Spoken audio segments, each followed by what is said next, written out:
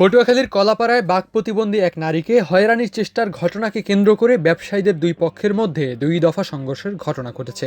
এতে অন্তত 10 জন আহত হয়েছেন। এর মধ্যে 7 জন কলাপাড়া হাসপাতালে চিকিৎসা নিয়েছেন।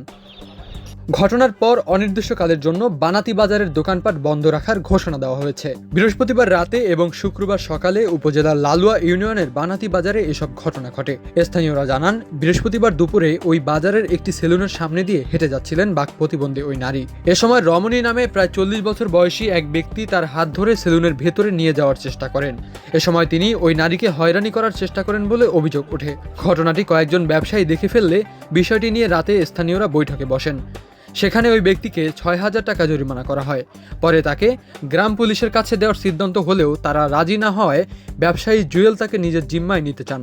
এ নিয়ে বানাতি বাজার ব্যবসায়ী সমিতির সভাপতি রুবেল হাওলাদারের সঙ্গে জুয়েলের কথা কাটাকাটি হয়। এক পর্যায়ে দুজনের মধ্যে মারামারি শুরু হয়। এতে রুবেল হাওলাদার সহ কয়েকজন আহত হন। এরপর ঘটনার সঠিক বিচারের দাবিতে শুক্রবার সকালে প্রায় 350টি দোকান বন্ধ রেখে ব্যবসায়ীরা বাজারের অবস্থান নেন।